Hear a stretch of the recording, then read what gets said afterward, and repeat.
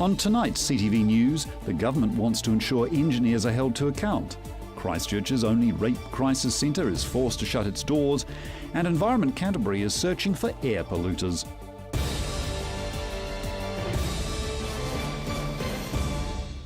This is CTV News. I'm Grant Mangan. The engineers allegedly responsible for the collapse of the CTV building are trying to avoid being held accountable for the faulty design of the building. The government is now suggesting how a similar situation can be avoided in the future. Building and Construction Minister Dr Nick Smith told Radio New Zealand changes need to be made to prevent tragedies like this happening in the future. The Canterbury television building collapsed in the 2011 earthquake, killing 115 people. That's almost 2/3 of those killed in the disaster.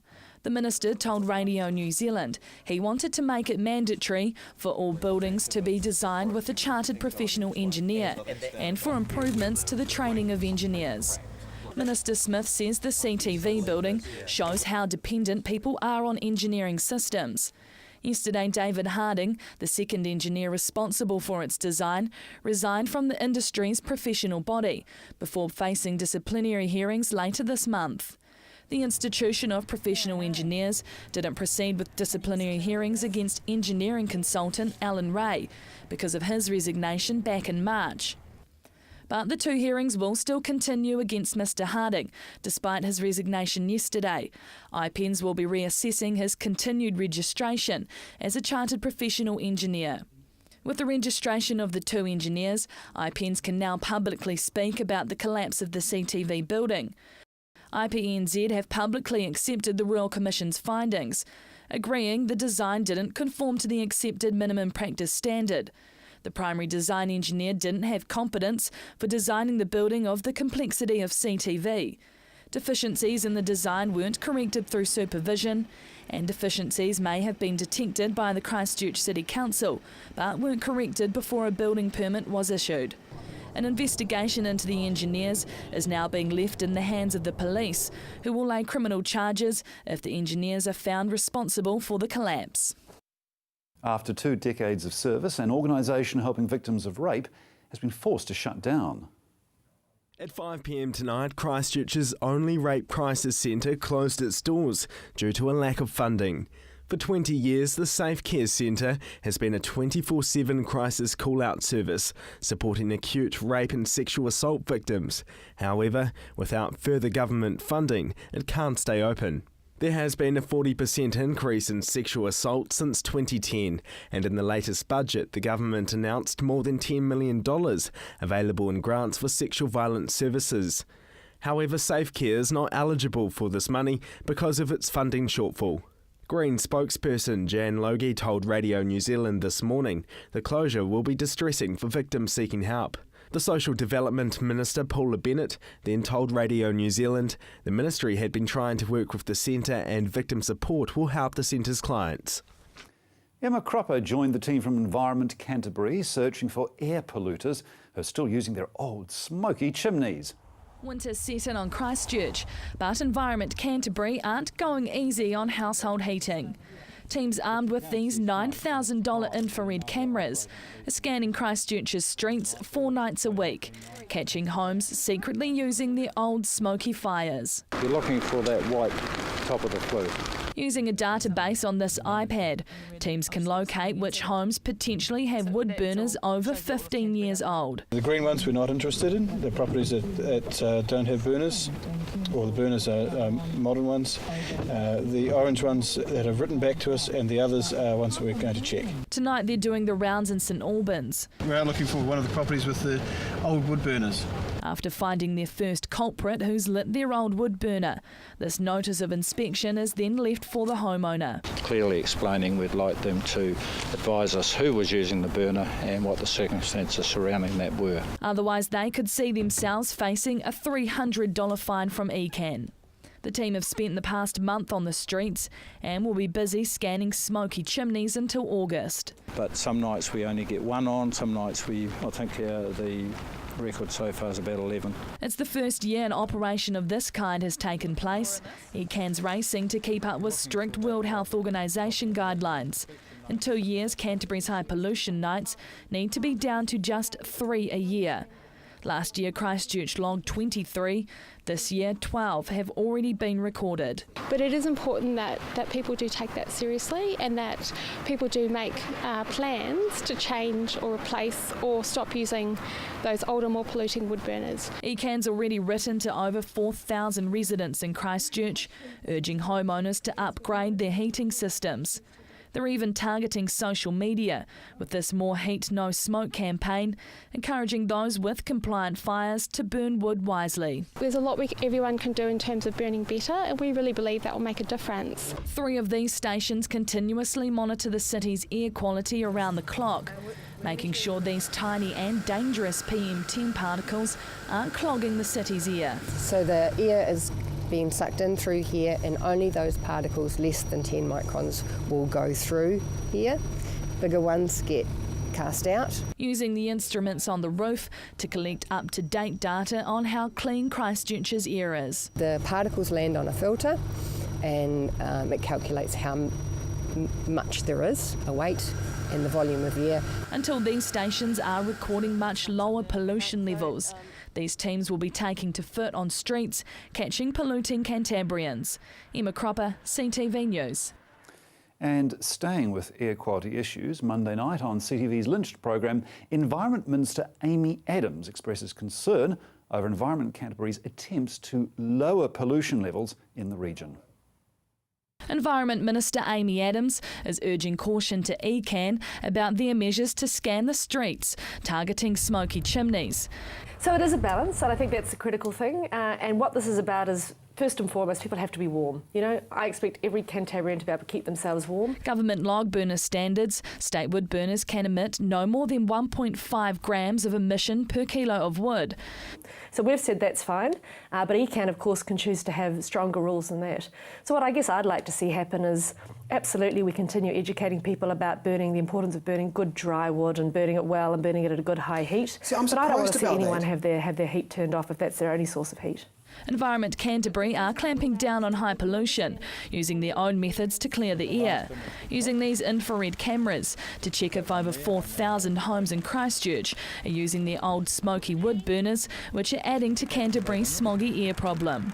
So we say how many exceedance days they should be aiming for by 2016, and actually that's about the World Health Standard and keeping people safe.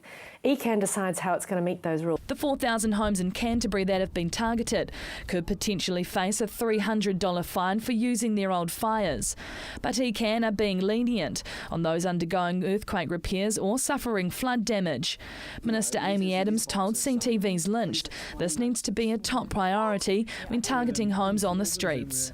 What they're focusing on is that if the air pollution exists, we all suffer. So we've all got a stake in seeing it improve. But I do think we have to keep the human side of this in focus, and particularly, as you say, in Christchurch, we've got our own special challenges. 3 years on, some of us still haven't had home repairs. The government have set strict standards for the regional council to meet.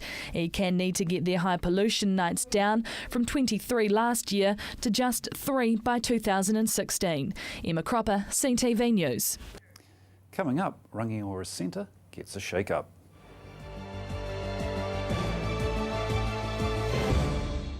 My son's helped me greatly with my independence now that I've got more mobility. Mum, I've been looking into stand assist chairs from More Mobility. They recline back with a footrest, then when you want to get out of them, they stand you up. You can even sleep on them. More Mobility can bring one out for a free trial. There's even electric beds too. What do you think? For more range and more expert advice, see More Mobility, corner Clarence and Princess Streets off Blenheim Road. What a difference more mobility makes. Christchurch has its very own enchanted utopia, the Hitching Post. Pop in and see for yourself. A magical assortment of handmade creations, custom-made candles and artwork. Choose from our huge range of water features, garden art and imported giftware. Specialists in handcrafted metal artwork made in store. Nestled on 722 Marshlands Road. The Hitching Post, defining art our way.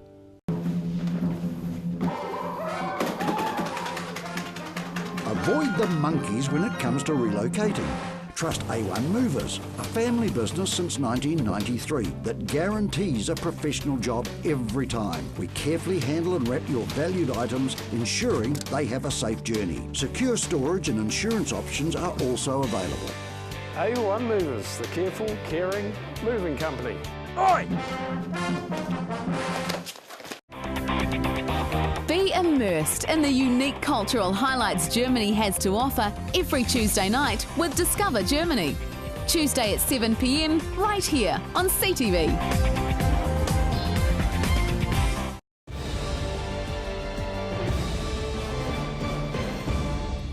The Rangiora town centre is getting a shake-up, with a car park likely to change the town's retail area.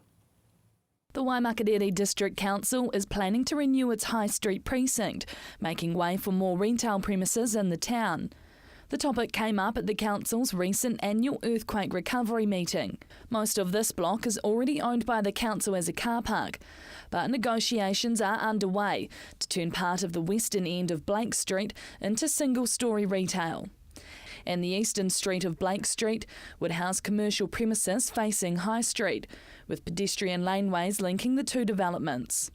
The north of the High Street recovery plan is calling for the District Council to settle private land sales in that area, otherwise access agreements similar to what the government is doing in the central city frame.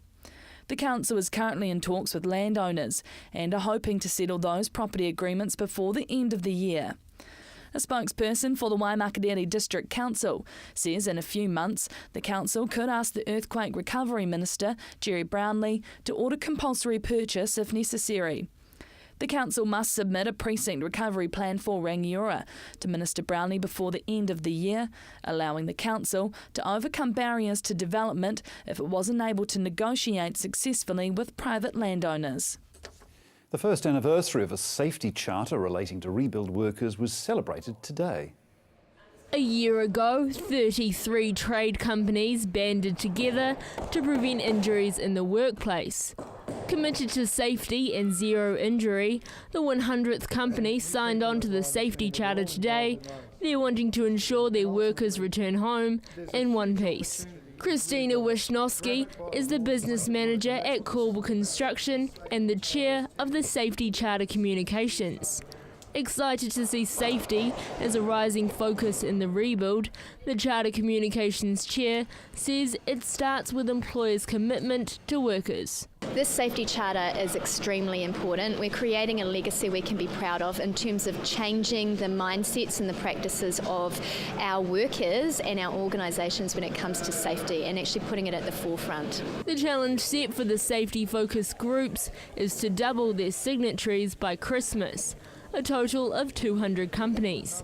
Duncan Gibb, the Executive General Manager of the Stronger Christchurch Rebuild team, who also chairs the Charter Performance Working Group, says eventually they would like every company involved in the rebuild on board. There are hundreds and hundreds of organisations that are working on this rebuild.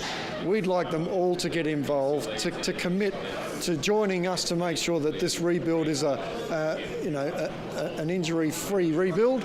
The 100th signatory is Vicus Design Group, a small Christchurch-based business who says it's important to care for the employees. The design director at Vicus Design Group, Glenn Murdoch, says it's incredible to see the support from the Safety Charter, helping this local business achieve safety awareness. Safety isn't so much something that we implement, it's just a fundamental basis of what we do and who we are and how we go about doing things.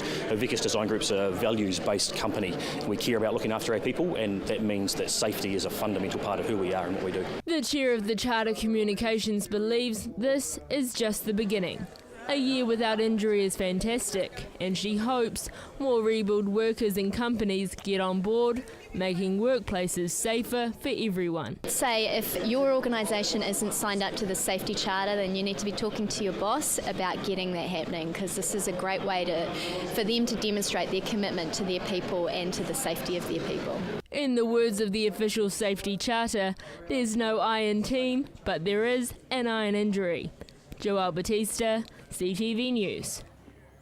Homegrown drama Hope and Wire premiered on TV3 last night. The three-part series, made on a budget of $5 million from New Zealand On Air funding, is based on the Canterbury earthquakes. However, the makers of the show have faced a backlash from couch critics. Some Cantabrians have said the earthquakes are still too raw to be made into a show, while others aren't agreeing with the depiction of Christchurch. So what does the rest of the city think? Marcus Gibbs found out. Very sad, yeah. Do you think it was accurate storytelling? I thought a bit of it was a bit... I could have been a bit more real, I think. Well, I mean, what they had, it was real footage, wasn't it? Yeah. I thought it was very real. I could really identify with the lady who had the kids, because I had kids, so you had to keep yourself going for them. And but how you just froze, and you just spend ages just staring off into space and not knowing what to do next or what to think next. Disgusting. Why was that? Because it portrayed the people of Christchurch in a really bad light, and they weren't like that. And it didn't really portray the suffering that they went through, so I wasn't impressed. Very amateur. Actually portrays Christchurch as a slum. That's what I can say about it. It was okay. It was all right, but I like the actual quake scenes and how it had, and that's exactly how it was. The characters, yeah, some of it's good. It'll get better, I hope. It was all right, but I felt some of it was a bit too much, but... My parents keep watching it, but I kind of went to bed, lost interest in it. And would you say that was worth $5 million? No. So far, probably not. No, not really. Well, still to come, a look at this weekend's sport.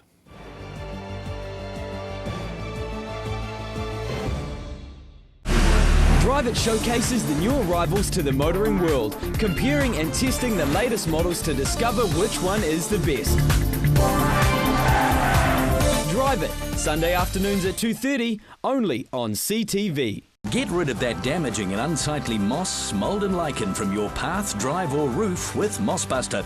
Mossbuster is a no-bleach, non-abrasive, biodegradable solution that has over 35 years of proven results. Mossbuster costs less than half the price of other well-known products and can be yours for less than $1 a litre. You just spray it on and let Mother Nature do the rest. Check out our website to find the best solution to your moss, mould and grime problem. Order online or call us now on 0800 88 1000. Hi, I'm Steve and welcome to Carpet Kingdom. At Carpet Kingdom we stock a massive range of carpets and we're also the largest vinyl stockist in the South Island. And not only do we have an excellent range in store, but you can purchase our stock online.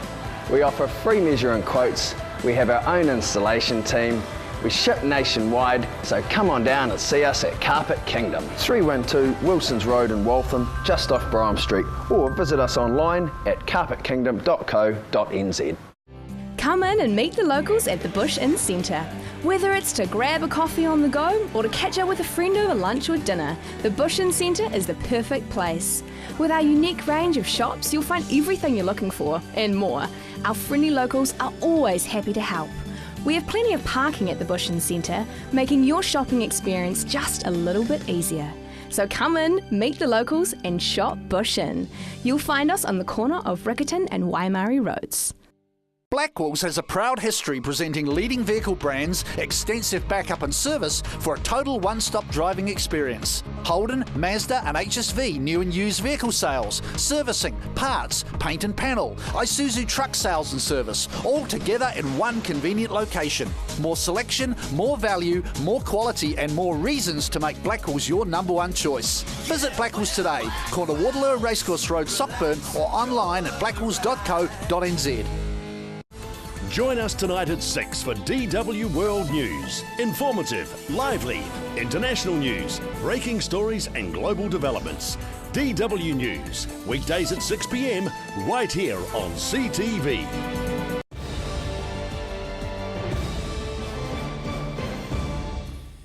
Well, it is the start of the weekend, so it's time to get ready for the upcoming sport action with Gordon Findlatter's update.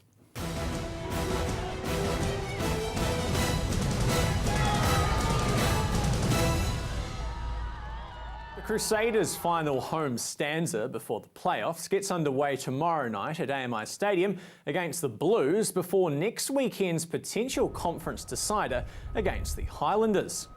After last weekend's loss to the Hurricanes, the Crusaders have brought in the heavy artillery with Kieran Reid, Dan Carter, Israel Dagg and Nemani Nadolo all returning to the starting lineup. An exciting backline sees Colin Slade retain the 10 jersey, with Carter starting at second 5 and Ryan Crotty in the 13 jumper. The other changes to last weekend's side see hooker Ben Fennell and prop Owen Franks come in for Corey Flynn and Nipo Laulala. Tomorrow night's match at AMI gets underway at 7:35. Still with rugby, as the Hawkins Trophy moves into its third round of matches this weekend.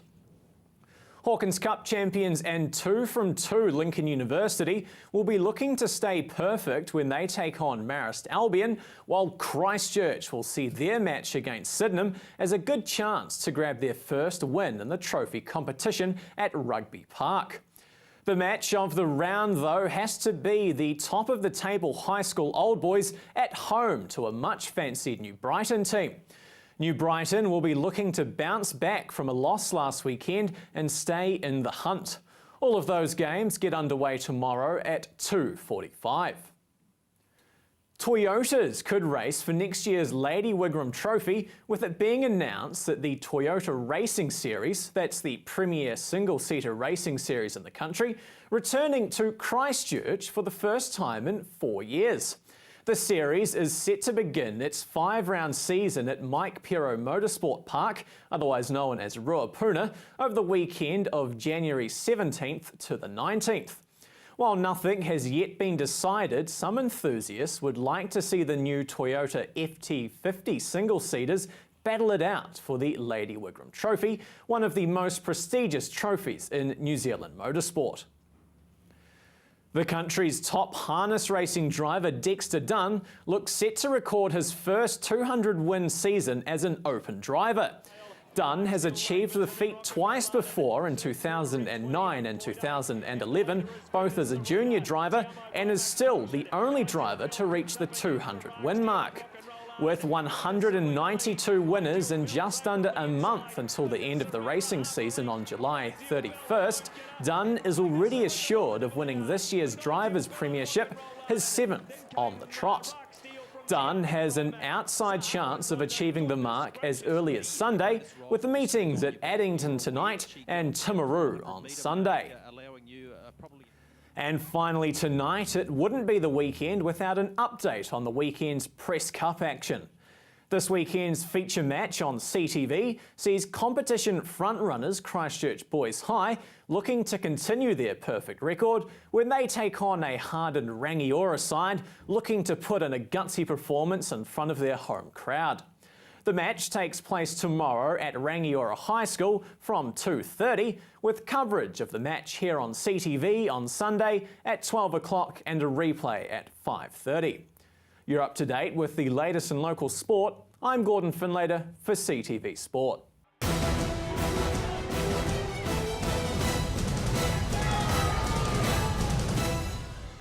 Avoid tomorrow's traffic jams with tonight's traffic update.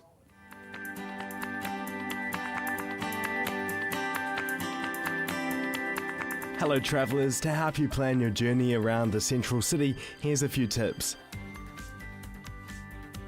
More good news tonight. Chilham Street has now reopened one-way eastbound between Colombo and Manchester Streets. Remember, Litchfield Street between Manchester and Madras Streets has also reopened after being closed for 3 years. St Asaph Street from Barbados to Colombo will have pipelining work, which means work during the day could cause disruption. To get around the east and west of the city, we recommend using Bailey Avenue and Morehouse Avenue when possible. To keep up to date on what's happening with the central city roads, keep watching CTV News first at 5 every night, and in the meantime visit the Transport for Christchurch website. Well, we've had some very cold nights this past week, and despite the blue skies and sunshine during the day, the mercury hasn't risen very much. It's still been very, very cold. So what are we in for this weekend? Time to find out with your regional weather. I do hope you've been keeping warm around the region. Here's your local weather. Kicking off in Timaru, Temuka and Geraldine, 9 degrees. Taking a look now at Methven, Ashburton and Rakaia, 9 today. Darfield, 9 degrees, and Leeston, Ralston, Lincoln, and of course our Garden City, Christchurch, a bit warmer on 10 today. Over in Akanawa, 10 degrees.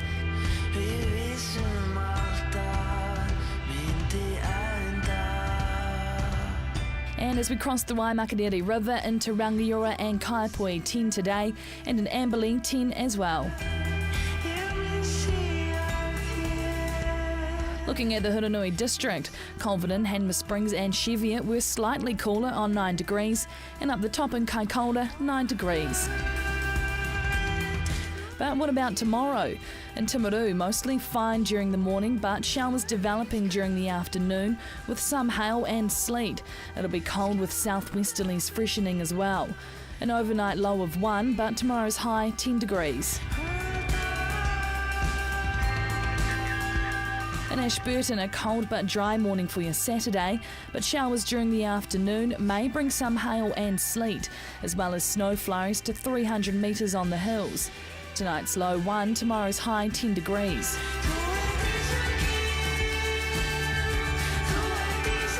In Christchurch, fine at first tomorrow with moderate southwesterlies, but winds freshening during the afternoon and becoming colder, with cloud increasing and scattered light wintry showers developing.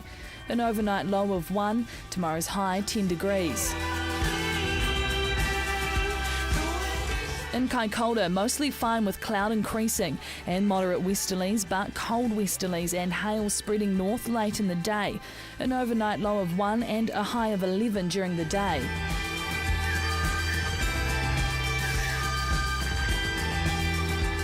And in other areas around the region, in Temuka and Geraldine, a high of 9 and a low of 1. Methven and Rakaia, showers expected with a high of 9. Darfield and Leeston, cloudy with showers and a high of 9. Ralston and Lincoln, a high of 10 and a low overnight of 1.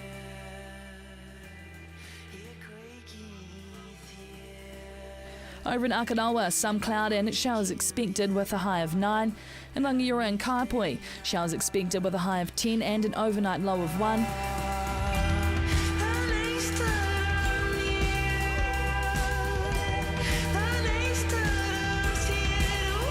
Culverden, Hanmer Springs and Cheviot, a high of 9 and a low of 1. Looking ahead for Canterbury, mostly cloudy and very cold on Sunday, with fresh gusty southwesterlies easing out during the day. Some sleet and hail showers at first, with snow to 300 metres, but becoming confined to Banks Peninsula during the day and clearing from there by evening, remaining cloudy on Sunday night. Mostly fine and sunny on Monday and light southwesterly winds tending northeasterly. It will still be rather cold. Fine and sunny at first on Tuesday, but cloud increasing during the day with cold northeasterly winds. Cloudy on Wednesday with fresh gusty northeasterlies and cold temperatures. Cloudy on Thursday with some rain developing and fresh cold northeasterlies continuing.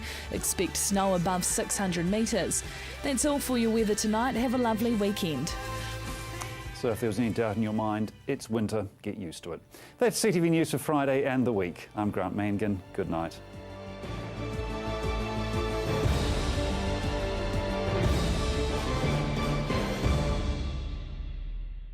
Supporting local content so you can see more of New Zealand on air.